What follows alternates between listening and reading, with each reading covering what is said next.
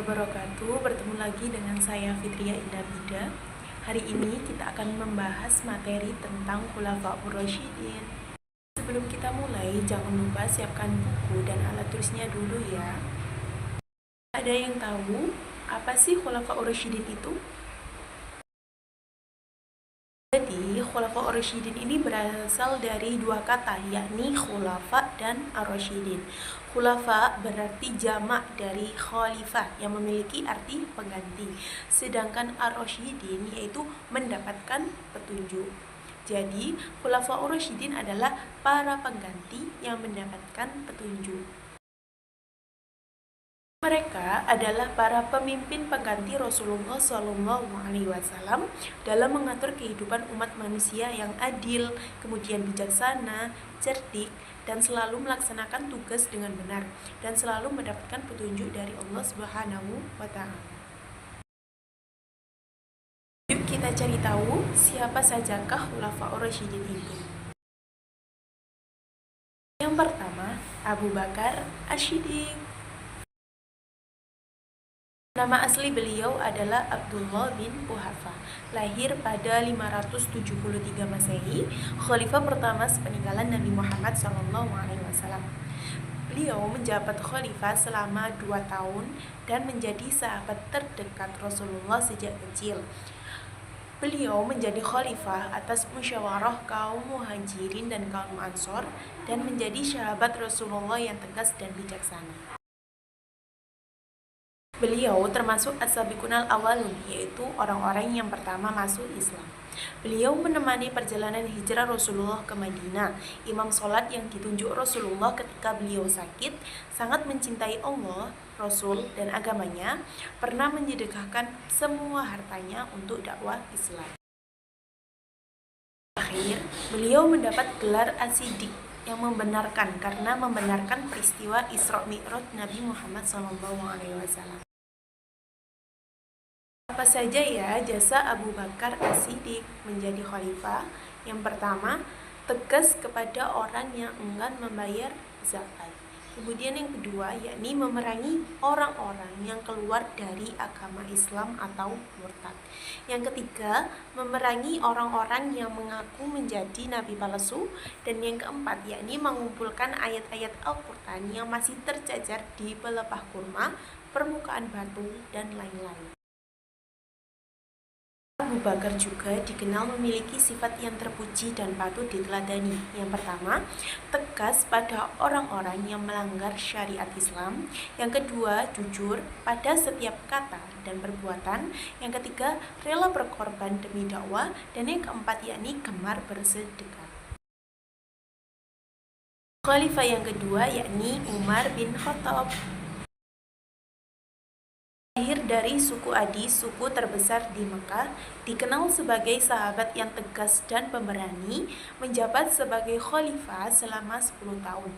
Sebelumnya beliau adalah seorang kafir Quraisy yang menantang dan membenci Islam. Masuk Islam setelah mendengar adiknya membaca surat At-Toha ayat 1-8 dan beliau sangat ditakuti oleh orang-orang kafir.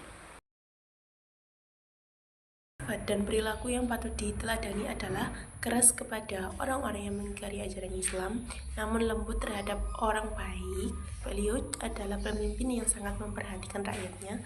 Prinsip hidupnya lebih baik tidak makan daripada tidur di lantai, daripada makan enak dan tidur di istana sementara rakyatnya menderita.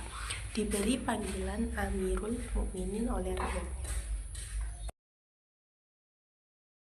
Sederhana dalam kehidupan sehari-hari, mendapatkan gelar Al-Faruq, pembeda antara yang hak dan batil, dan mendapatkan julukan singa pasir. Jasa-jasa beliau selama menjabat sebagai khalifah adalah yang pertama, yakni menetapkan tahun Hijriah sebagai tahun Islam. Yang kedua, membangun masjid-masjid seperti Masjidil Haram, Nabawi, dan lain-lain. Yang ketiga, yakni meluaskan agama Islam untuk berdakwah dan menyebarkan ajaran Islam. Dan yang keempat, yakni membentuk Baitul Mal dan Departemen Angkatan Perang. Khalifah yang ketiga, yakni adalah Utsman bin Affan. Beliau dikenal sebagai pedagang kaya raya dan dermawan, sahabat yang sangat rajin beribadah, mendapatkan julukan Dzun Nurain karena telah menikahi putri kedua dan putri ketiga Rasulullah, yakni Ruqayyah dan Ummi Kulsum. Termasuk juga as-sabiqunal awwalun, orang-orang yang pertama masuk Islam.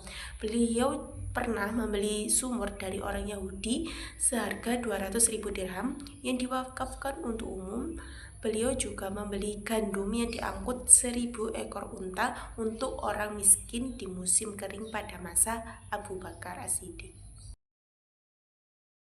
Beliau juga menyumbangkan 100 unta, 70 kuda, dan 1.000 dirham dalam perang Tabuk untuk membantu memperluas Masjid Nabawi dan membeli tanah di sekitarnya untuk umat Islam. Sifat dan perilaku yang patut diteladani beliau adalah menjadi anak yang dermawan dan suka memberi pada orang yang kesulitan seperti yang beliau lakukan, rajin beribadah, tadarus Al-Quran setiap hari. Kemudian ada jasa-jasa Utsman bin Affan selama menjadi khalifah. Yang pertama yakni membukukan Al-Quran yang dikenal dengan Mushaf Utsmani, yang kedua membentuk angkatan laut, dan yang ketiga merenovasi Masjid Nabawi. Terakhir ada Ali bin Abi Thalib. Nama asli beliau adalah Haidar bin Abi Thalib. Beliau adalah keponakan sekaligus menantu Rasulullah. Diasuh Rasulullah dan Khadijah sejak kecil, sahabat yang sangat cerdas dan sabar. Rasulullah pernah mengatakan, "Saya adalah kota ilmu dan Ali adalah gerbangnya." Dididik langsung oleh Rasulullah SAW, termasuk as-sabiqunal awwal. Berikut ini adalah jasa-jasa Ali bin Abi Thalib. Yang pertama, mengganti pejabat yang kurang cakap. Yang kedua, membenahi keuangan negara atau Baitul Mal. Dan yang ketiga, yakni memajukan bidang ilmu bahasa. Dan perilaku yang patut diteladani adalah yang pertama, rajin belajar agar menjadi orang yang berilmu seperti halnya Ali bin Abi Thalib. Yang kedua yakni berani membela kebenaran, dan yang ketiga yakni sabar dalam setiap musibah dan cobaan. Gimana? Paham sampai di sini? Nah, kalau begitu silakan tulis di kolom komentar siapa sih yang menjadi idola kalian, dan tuliskan pula alasan kalian mengidolakan Khulafaur Rasyidin. Selamat mengerjakan. Terima kasih sudah menyaksikan video ini dan sampai bertemu di pelajaran berikutnya. Wassalamualaikum warahmatullahi wabarakatuh.